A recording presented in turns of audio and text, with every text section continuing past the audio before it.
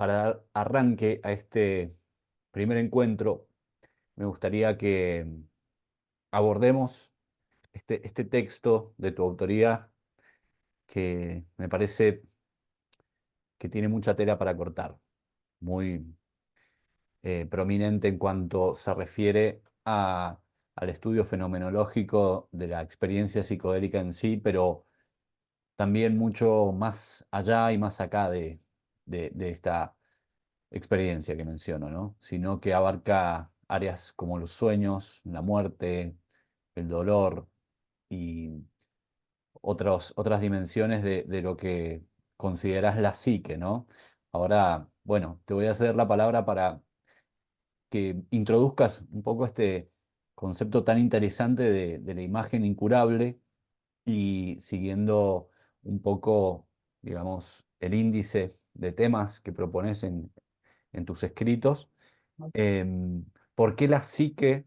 ¿Qué es la psique? ¿Y por qué sería la gran narradora, según tus palabras? Así que, Bueno, listo. bueno, Valen, gracias por introducir eh, de manera, de manera tan clara y de manera tan, digamos, de prodigar por ahí y de permitir la charla a través de la mención de esos conceptos que yo creo que hay algo que voy a decir antes de empezar a introducirme en esto. Me da la sensación y me ha dado a lo largo del tiempo, a medida que he venido ejerciendo la psicología, soy psicólogo clínico, me apasiona mucho la investigación, tanto en psicoterapia como en psicología, sobre todo lo que tiene que ver con la psicología profunda, quizás con la psicodinámica de la psique, ¿no? Con las fuerzas internas y con todo ese teatro de acontecimientos que ocurre en la subjetividad.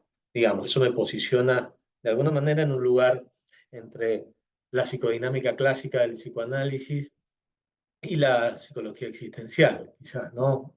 Para aunar una psicología a una filosofía de la psique.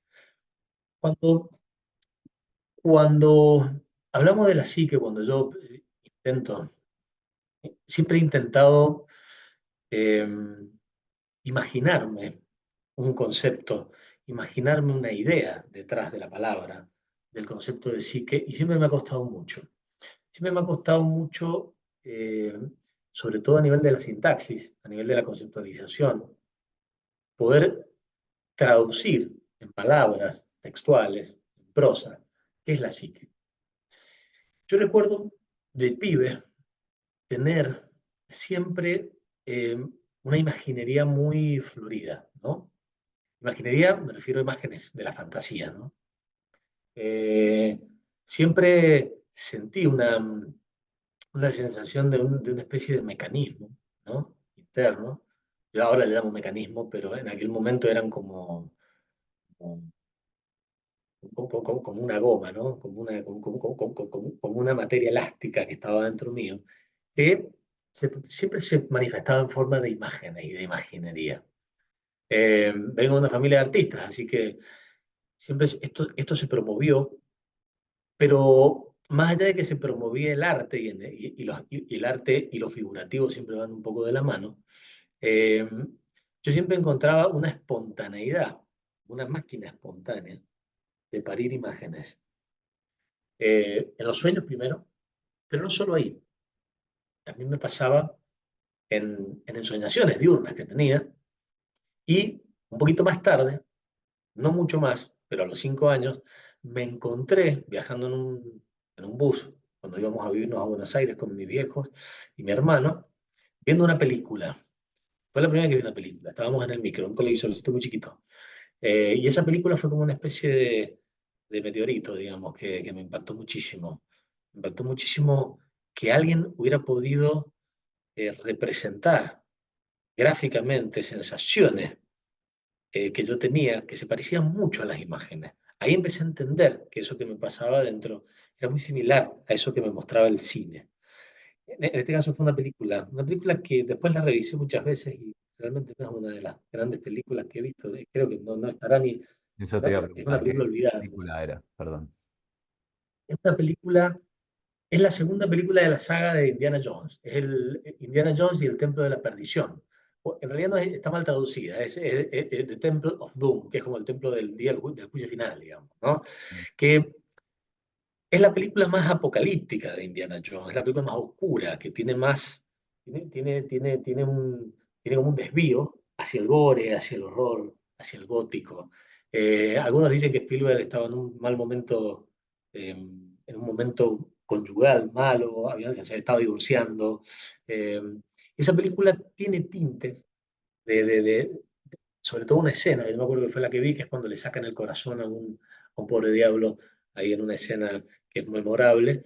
Yo me acuerdo que me impactó muchísimo, pero no solo me impactó, sino me produjo un goce muy grande ver la escena. Encontré como que alguien había podido darle color a sensaciones que yo tenía. Yo era un chico, tenía 5 años. Por eso siempre me viene esto, ¿no? Creo que con los años siempre vuelvo a esa sensación, cuando es difícil separar la sensación del goce, esta sensación como vivificante que sentía en ese momento con estas imágenes internas, y eso de habérmelo encontrado afuera. Yo como que me lo encontré afuera y empecé, como si tuviera que ahora traducir un poco, creo que sí que para mí es un poco eso, ¿no? Es una imagen eh, que que pulsa, que asedia, que insiste adentro, digamos, eh, que necesita perturbar para hacerse notar. Eh, y en ese sentido, quizás es como es una combinación poliédrica de ideas las que tengo, pero se acerca mucho a la idea de la psique no como una imagen plana, vista por el ojo. No estoy hablando de ese tipo de representación, sino una imagen envolvente. Hace un tiempo nosotros lo hablamos sobre la holografía y hablábamos sobre la virtualidad, hablamos sobre la experiencia psicodélica. Hay algo de esto, hay algo de esto, ¿no? De una imagen, de formar parte de la imagen, no de uno ser un observador pasivo que la visibiliza en el afuera. Eh, Creo que volviendo a esto de la gran narradora, lo de la gran narradora, yo lo empecé a gozar porque siempre me maravillé la capacidad, la infinita capacidad narrativa que tenía mi mundo onírico, que no lo tengo yo en la vida diurna, no la tengo, no tengo esa capacidad extraordinaria de narrar que tiene el Nahuel de los sueños, ¿no? O los sueños del Nahuel. Eh, Siempre me asombró esa capacidad infinita. O sea, siempre hay una narrativa que siempre está nueva, que siempre, a ver, es como que siempre se renueva. No hay una línea directriz, no se corresponde con mi vida tampoco. No tiene que ver con mi vida. Tiene que ver con un proceso semántico muy propio. Y, inevitablemente, por lo menos en mí, creo que en otras personas también, los sueños tienen una supremacía de la imagen, donde lo que yo más recuerdo, si bien a veces hay tonos, si a veces hay tonos, digo porque no sé si hay palabras compuestas, pero sí sé que hay volúmenes, especies de sonidos, de ruidos, de choques, de palabras que parecen ruidos, o susurros, nunca llegan a ser una palabra, o son un susurro, o son un choque, o una colisión, pero no una palabra. Eh, Siempre está la imagen, ¿no? La primacía de la imagen. Entonces, siempre he sentido esa sensación, ¿no? Porque la psique tiene un lenguaje que es imaginario, que es muy cercano a la imagen, a lo que nosotros conocemos por imagen, digamos, Ujú. a lo que el sensorio visual Sí. se representa como una imagen. Entiendo que planteas la imagen como una representación total, como un algo que abarca muchos otros algos, ¿no? Como esta famosa frase de una imagen vale más que mil palabras.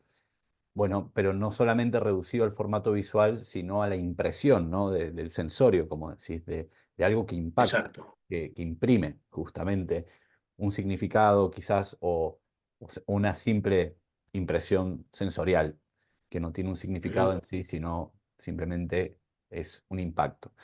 Eh, Preguntarte si esta experiencia, vos como psicólogo clínico, la encontrás, o mejor dicho, esta relación con la psique, donde predomina la imagen, donde predomina esta cuestión, pareciera ser ominosa, indescriptible, pero perturbadora, eh, ¿la encontrás en personas con las que trabajás, dígase pacientes, consultantes? ¿Ves que este fenómeno es algo universal o sentís que en vos opera de una manera distinta, digamos, o particular? ¿Cómo se relaciona Mirá, lo individual y lo singular y lo universal en relación a este fenómeno psíquico tal como lo planteas? está muy buena la pregunta, Valen. Mirá, yo creo que voy a volver un poco voy a meterme un poco en cuestiones netamente de la historia, de la psicodinámica. Voy a hacer un repaso muy breve, voy a hablar de algunas cuestiones que son distinciones quizás más superficiales, sin necesidad de meterme en profundidad en los conceptos, pero yo siempre estuve muy en desacuerdo en, en lo que fue mi formación, en, la, en el lugar que se le daba siempre a la psique, en, paradójicamente en la psicología, ¿no? Siempre para Freud o para el psicoanálisis, la psique fue un epifenómeno, digamos, como un fenómeno secundario de procesos que eran biológicos o intuitivos, digamos, como que la psique siempre fue, a ser fue como una cosa subsidiada, ¿no? Como una representación secundaria de otra cosa que era más importante, sensaciones corporales, tumultuosas, zonas erógenas, sensaciones polimorfas, cuestiones que siempre estaban asentadas en la biología. De alguna manera, la psique desde el psicoanálisis tiene como un asentamiento o como una especie, responde a, a, a necesidades, a tensiones o a descargas que son puramente somáticas.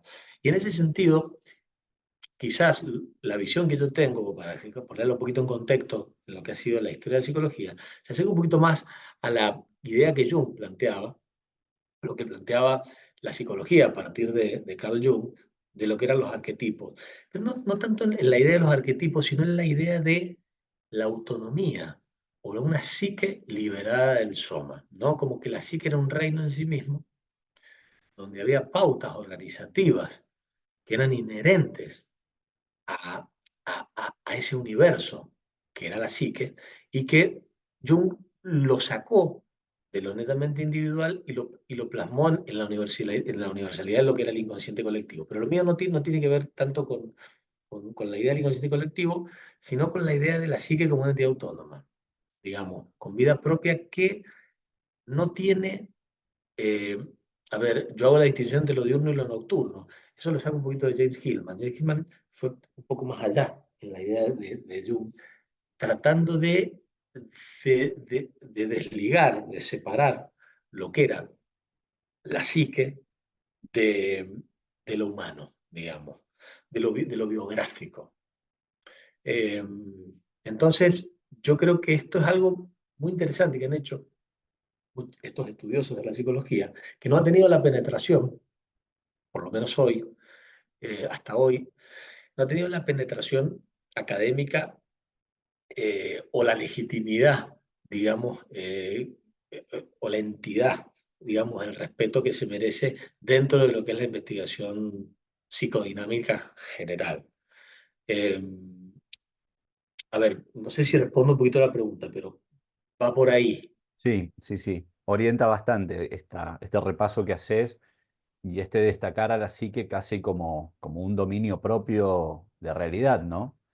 Como Ujú. un espacio experiencial, una sustancia distinta. Me remite un poco al panpsiquismo, a todas estas ideas, no ideas, mejor dicho, cosmovisiones del chamanismo tradicional de muchos pueblos originarios acerca de, bueno, el animismo también, ¿no? Esto de considerar que Ujú. la conciencia es algo que está en todos los seres, pero a su vez es un mundo aparte, una realidad aparte, diría, ¿no? Castaneda. Y que Exacto. yo entiendo que vos lo relacionás con la experiencia psicodélica, con el sueño, con la muerte, por el hecho de la alteridad que implican estas experiencias en sí, ¿no? De lo radicalmente opositoras, por así decirlo, no es el término más apropiado, pero antagónicas, quiero decir, de lo que es la vida Bien. diurna, ¿no? El estar despierto. ¿Querés desarrollar un poco esta sería la pregunta, ¿no? De dónde más se ve, dónde más se palpa la psique, ¿no? Yo creo que la psique es un... a ver, yo creo que la psique es como ver el atardecer desde un promontorio, ¿no? Que va hacia el mar. Uno lo ve, sabe que está, sabe que el proceso de alcanzarlo puede ser una quimera, digamos. Creo que, como decía William James, él decía que podemos pasarnos la vida entera, ni siquiera tomar conciencia de que existen otros reinos de la conciencia. O sea, podemos desarrollar una vida humana plena sin necesidad de entrar en estos dominios de la alteridad, como vos dijiste. Pero sin embargo, yo sí creo que, volviendo a lo que me preguntabas al principio de si esto influye, si esto yo lo he visto en la clínica, yo creo que sí influye siempre, pero puede ser soslayado. Creo que puede ser soslayado porque nuestra cultura, la cultura del logos, la cultura nacionalista, digamos, ha intentado eh, dominar, domesticar las imágenes, dominar el mundo de lo psíquico, y lo ha logrado encorsetándolo a través de los conceptos, a través de la palabra, a través de, a través de los esquemas, a través de la estructura, digamos. Pero uno puede alcanzar esta psique a través de diferentes a ver, siempre nosotros hemos hablado de este bello título de tecnologías, este concepto de tecnologías de lo sagrado. Hay otras tecnologías que sin ser tan sagradas también permiten un acercamiento o una aproximación a la psique desnuda, por así decirlo. Yo creo que sin duda el catalizador más potente, uno de los más potentes que puede ser replicado, y que puede ser inducido la experiencia de lo psíquico de una manera eh, más evidente es, sin duda, el consumo de moléculas psicoactivas o de sustancias psicodélicas. A ver, la posibilidad que nos ofrece la ciencia psicodélica de introducirnos en los pliegues de lo psíquico me parece muy importante, pero me parece que también los psicólogos deberíamos encargarnos no digo intentar definir, pero sí tratar de defender eh, la potestad de la psique, digamos, de poder emancipar a la psique de todo lo demás. Y yo creo que en ese sentido, eh, tan volátil este tema porque todo ocurre en el mismo lugar, ¿no? Todo ocurre en adyacencias, ¿no? La razón, así que los sueños, la imaginería, la palabra, los recuerdos, la memoria, está todo ahí, en la misma provincia, digamos, como si fuera un pedacito de tierra donde ocurre todo. Digamos, es difícil trazar líneas, es difícil trazar fronteras, pero, pero creo que hay algo que es muy importante, y voy a volver a la imagen, porque creo que hoy lo que se está empezando a ver y lo que ya ha venido de alguna manera arrojando la posmodernidad en general, la posmodernidad como representación filosófica, artística, eh, o lo que han sido diferentes movimientos que se han dado a llamar posmodernidad, tiene mucho que ver con la muerte de la palabra y, y la invasión de la imagen, la invasión de las imágenes. Digamos, la invasión de las imágenes o la simultaneidad de las imágenes que paradójicamente ya no informan, sino que desinforman, como que destruyen los conceptos, ¿no? Y este bombardeo de la imagen se está viendo mucho en Internet, digamos, se ve mucho en las redes. Y, y de alguna manera yo creo que la experiencia psicodélica, nos acerca un poco a esta revelación, ¿no? De la supremacía de lo imaginal. Eh, es como me parece una buena época para que esto empiece a vislumbrarse, digamos, la experiencia psicodélica, porque está empezando a pasar fuera de la psicodelia. O sea, la vida cotidiana se está transformando en una especie de caleidoscopio psicodélico.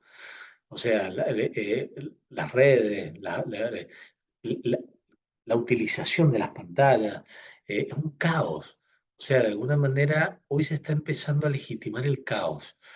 Yo creo que, vos imaginate, a mediados, no digo tan, a mediados del siglo XX, si hubieran pensado que nos hubiéramos relacionado de esta manera con la tecnología, y la tecnología es netamente visual, espacial, digamos, y tiene una dinámica muy parecida al caos, eh, al caos organizado de la experiencia psicodélica. Y yo, en este sentido, creo que hay ah, creo que hay poco atrevimiento en la psicología. Creo que los psicólogos nos falta atrevimiento para,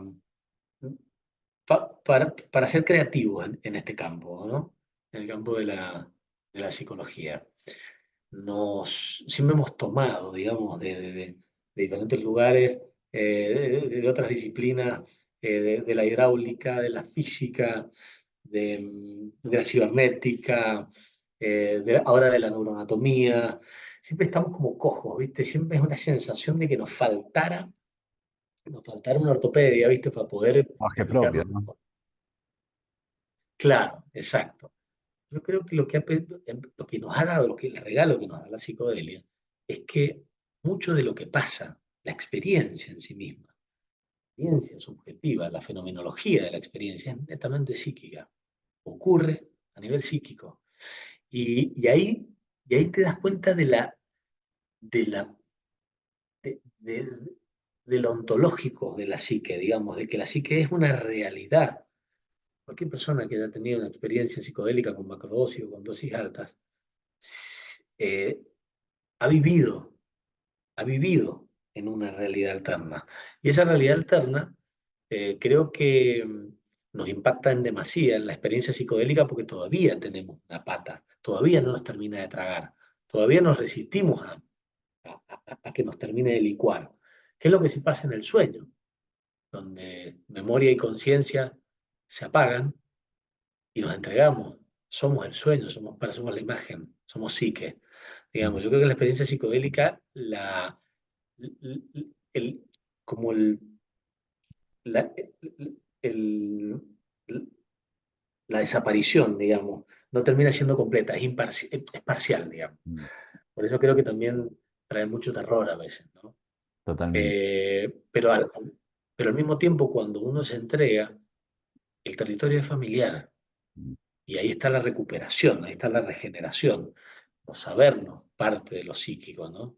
Mm. Eh, creo que, a ver, no sé si me explico con esto, estoy intentando por ahí Sí. ponerle Vamos- palabras a cuestiones.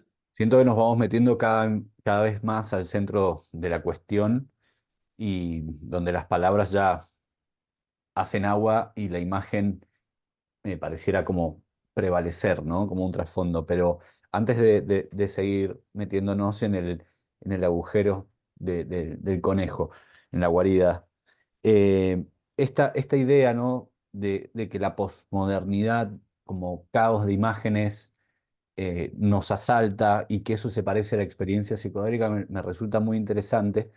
Claramente que parece haber una, una lucha también, un conflicto, porque en el mundo tecnológico, vos bien dijiste, es un caos organizado, ¿no?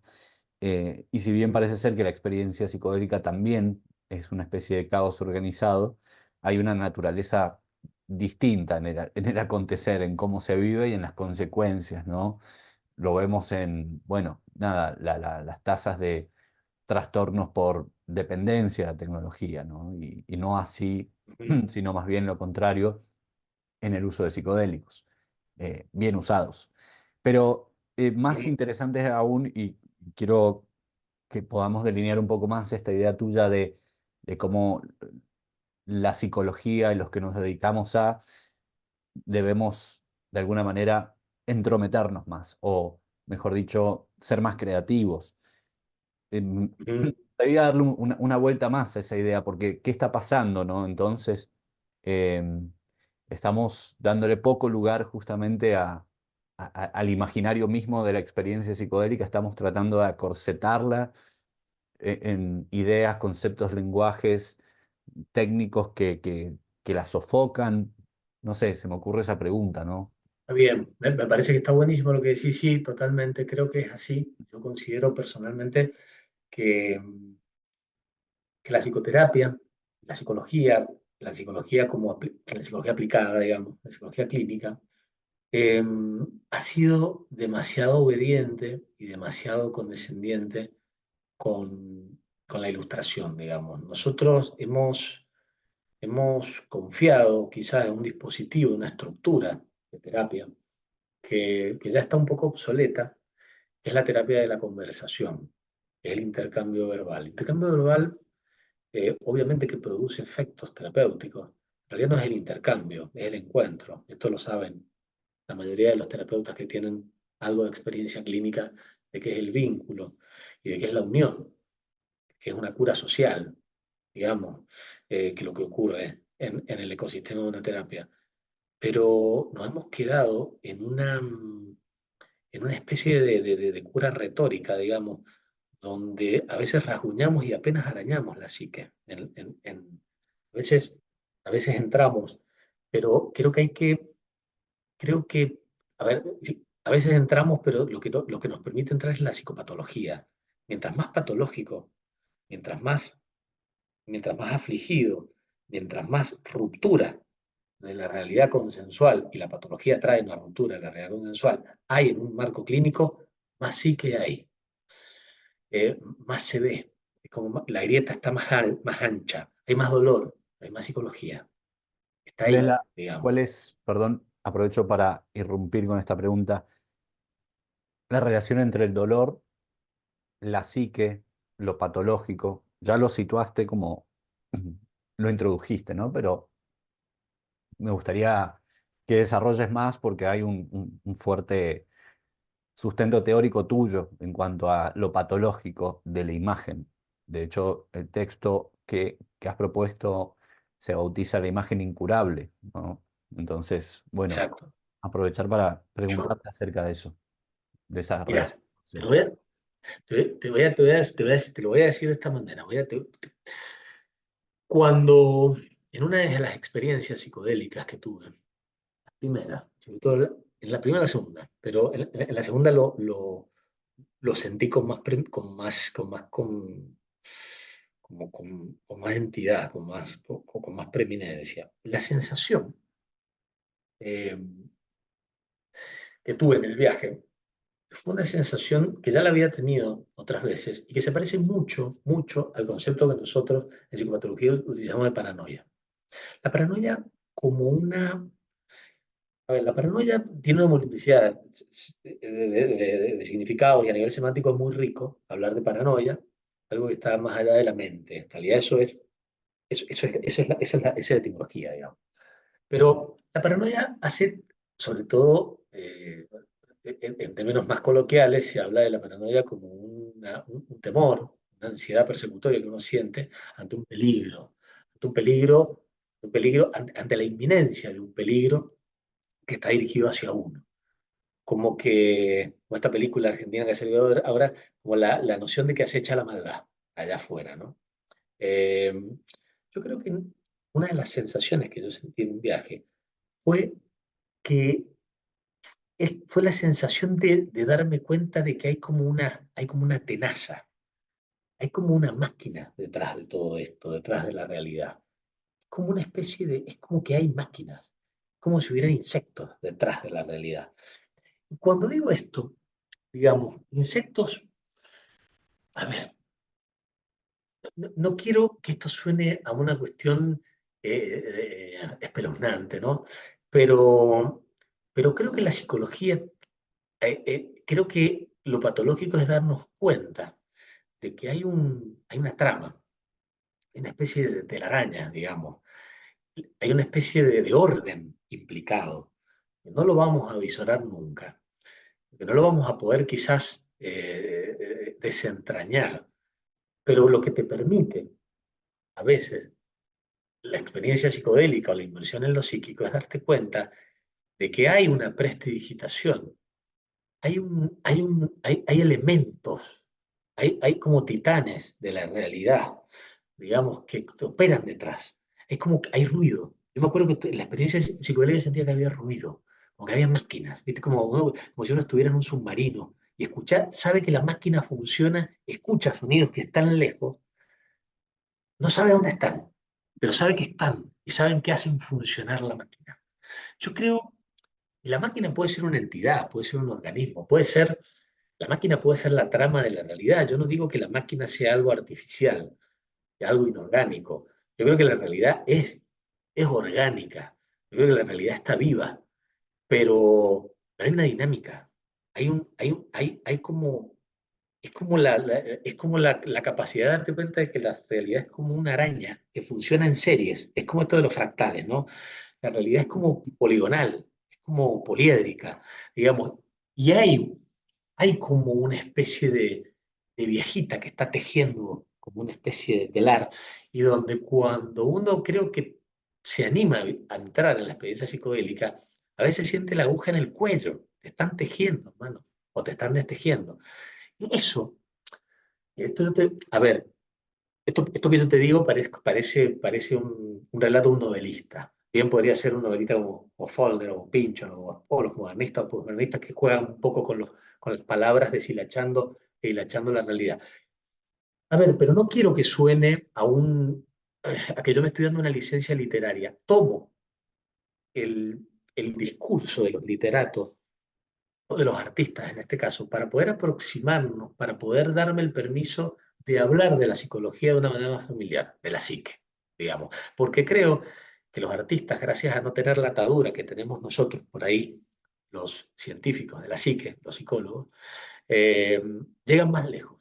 Nosotros a veces, por no permitirnos este tipo de retórica más poética, más, más lírica, si se quiere, pero más atrevida también, nos permite, creo que, por eso me animé a expresártelo en estos términos, que quizás pueden ser más vagos, pueden ser más ambiguos, y pueden ser más de la ciencia ficción, pareciera que son como de la ciencia ficción, ¿no?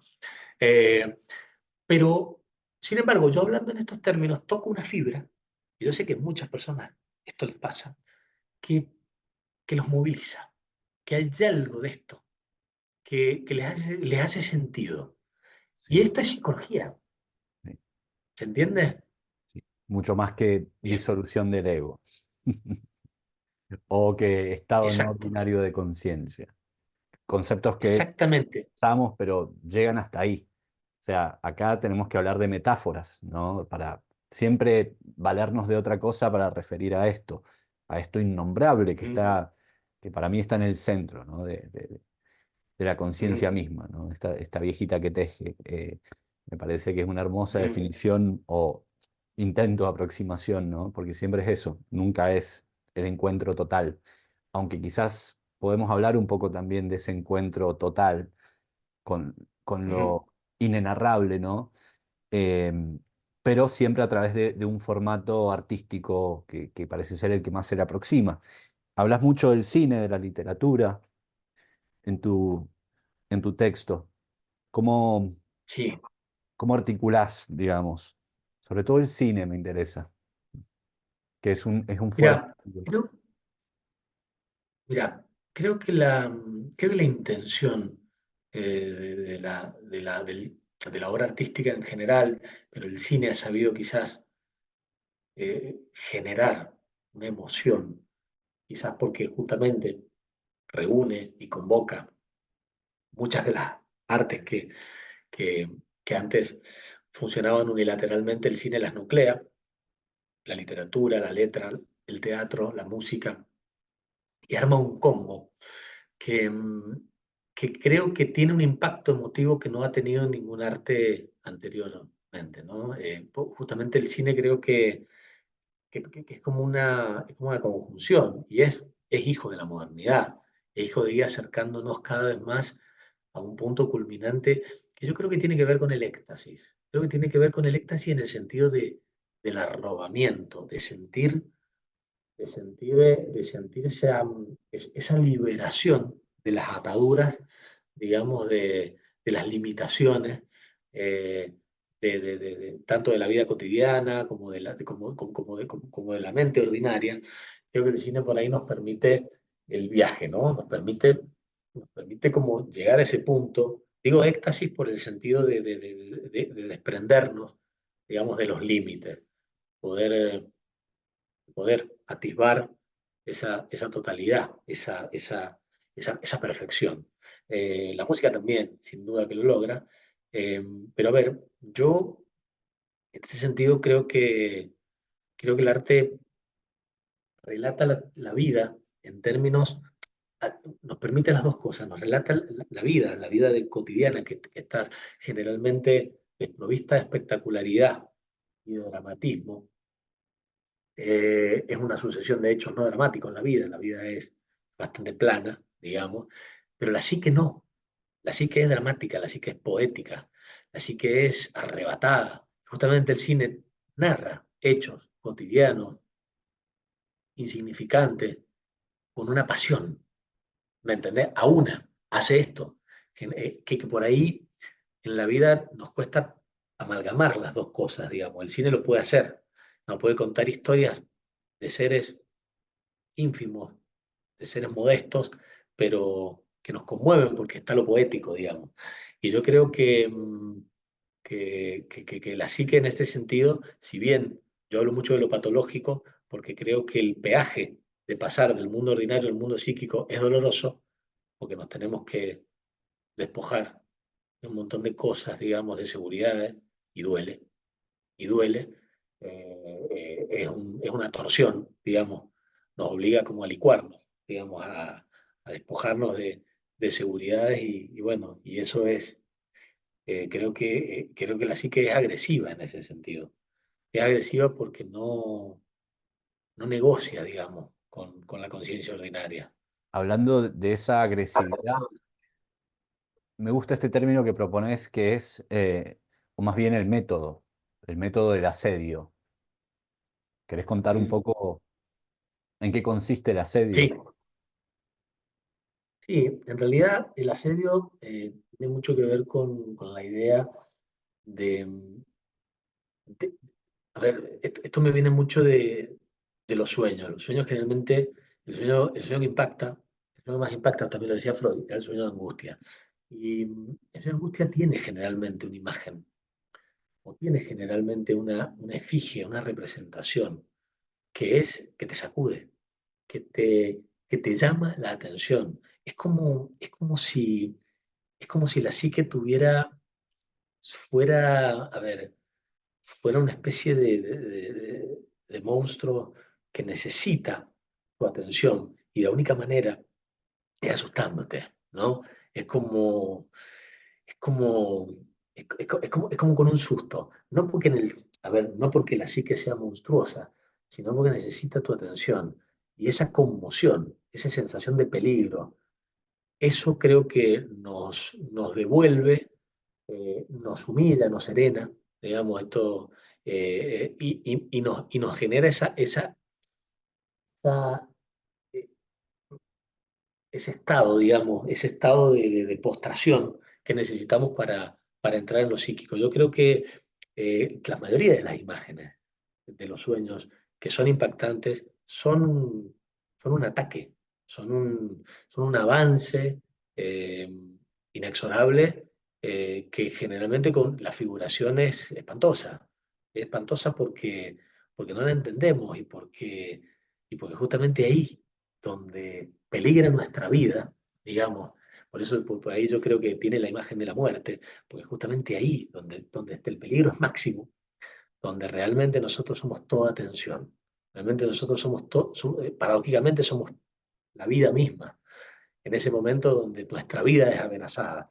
Como si la psique hubiera aprendido con el tiempo de que la única manera de, de llamar nuestra atención es poniendo en riesgo nuestra vida, digamos, con imágenes. En realidad no nos mata, pero nos da siempre la sensación de que estamos a punto de morir, digamos. Estamos a punto de, de, de, de, de vernos afectados, digamos.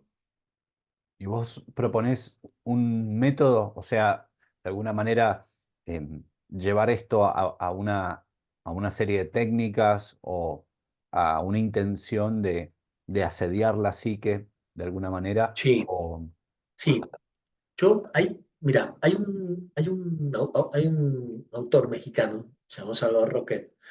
Fue un hombre que, si bien fue un explorador dentro de lo que es la, la investigación psicodélica, uno de los pocos investigadores latinoamericanos que ha tenido cierta mención, por lo menos en lo que fue el siglo XX, era un psiquiatra que trabajaba con un método sincrético bastante interesante, donde aunaba conocimiento aborigen de la zona de donde él era México, conocimientos eh, chamánicos o curanderiles, digamos, amalgamados con lo que había sido toda la, la investigación de la década de los 60. Y él empezó a hacer un trabajo donde él cuestionaba, empezó a cuestionar las fases de los viajes psicodélicos, diciendo que lo que la psicoterapia psiquedélica, generalmente de Estados Unidos, que se basaba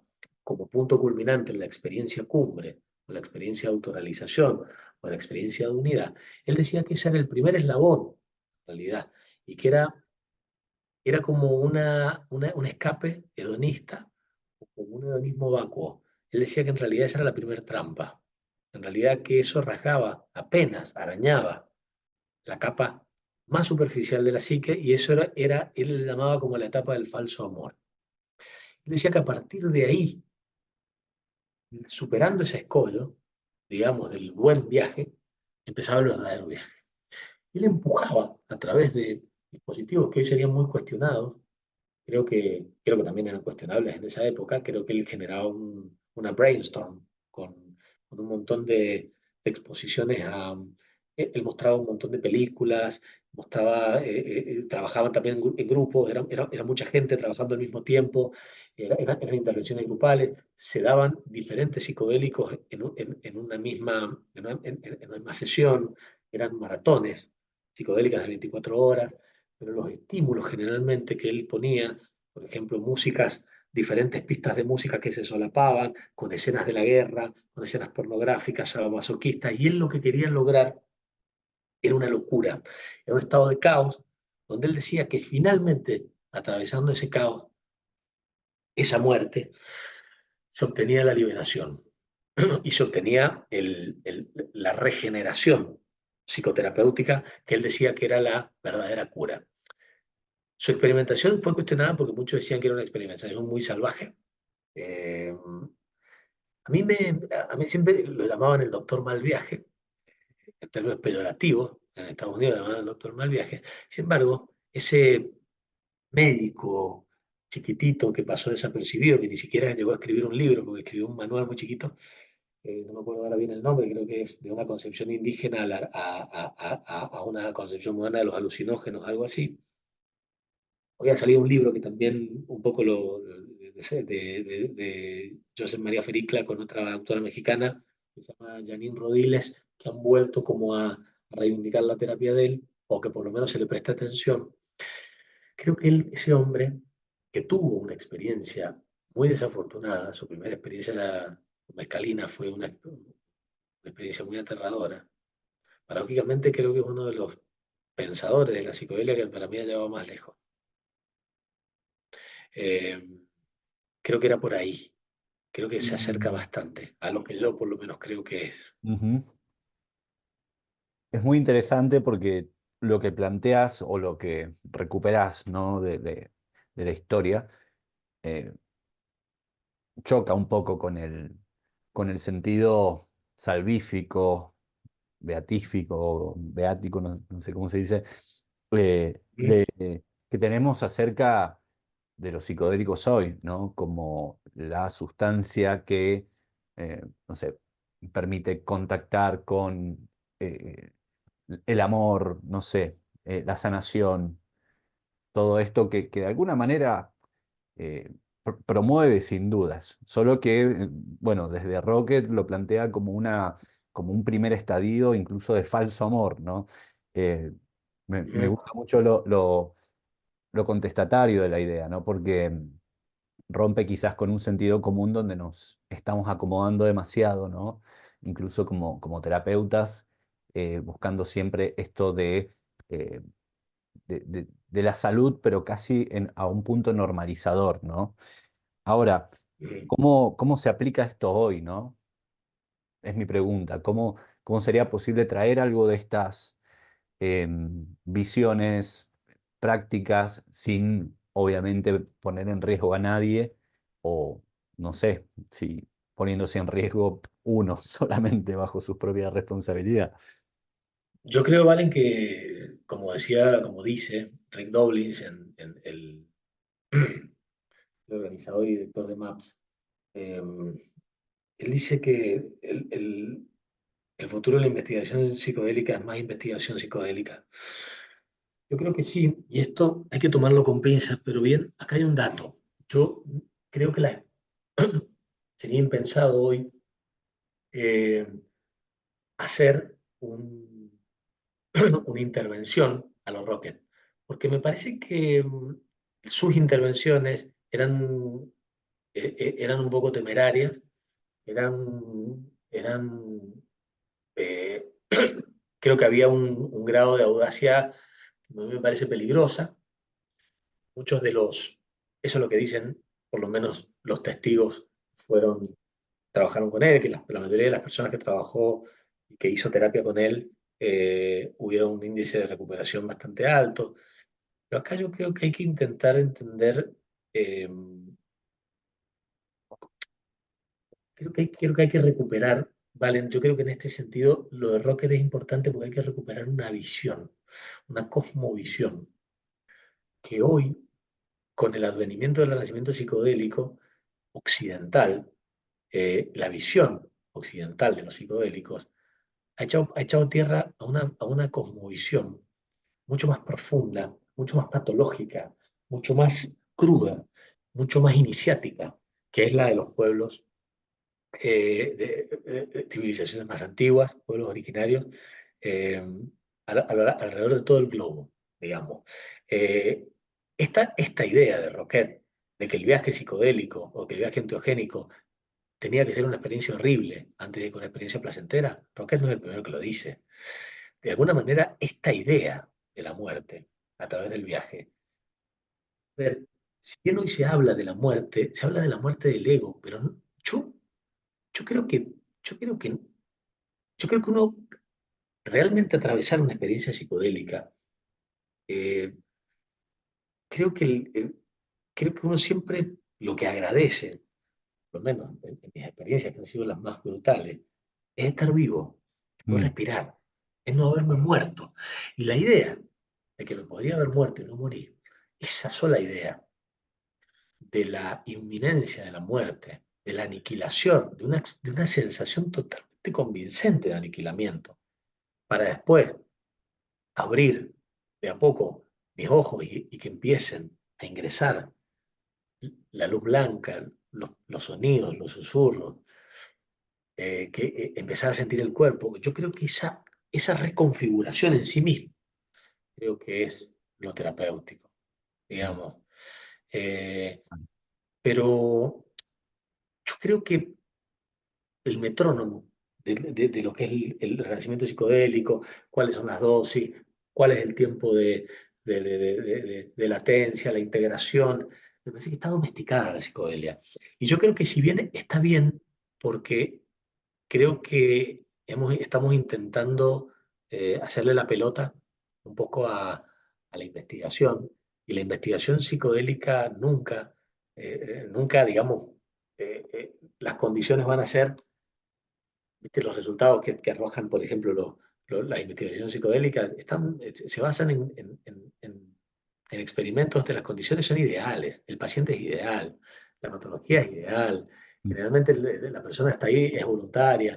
Nunca vamos a encontrar, es difícil encontrar un caso clínico tan ideal como los que arroja hoy la, la investigación psicodélica. Entonces falta mucho. Falta hablar con gente que no que consuma, falta hablar con psiconautas, falta, falta, falta hacer parte de esto a los psiconautas, Ujú, digamos. Y los psiconautas saben de lo que estamos hablando.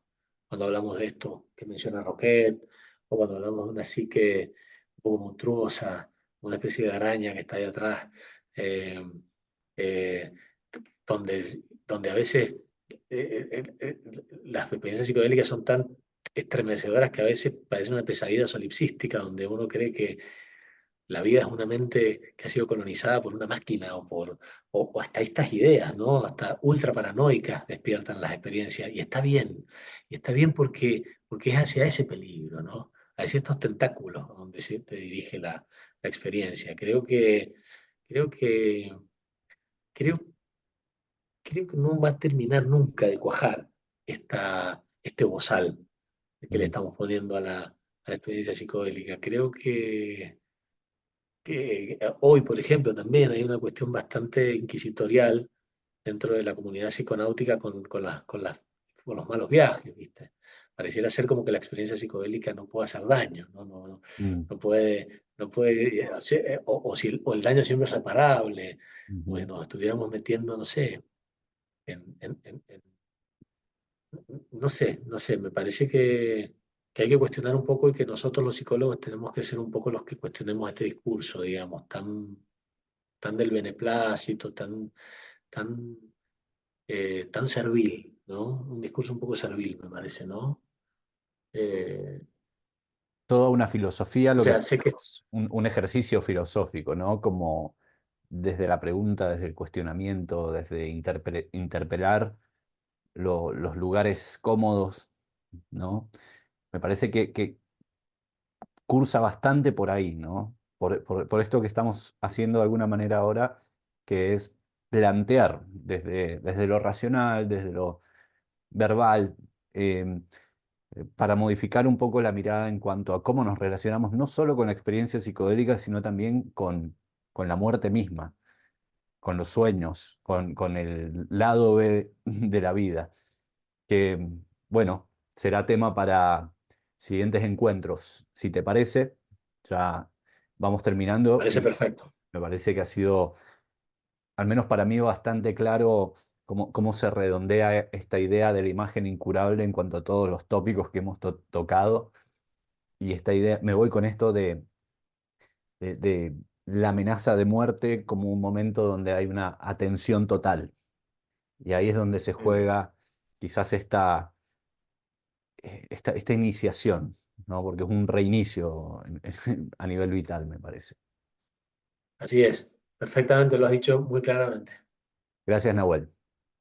Nos vemos la próxima. Valen, querido, gracias a vos.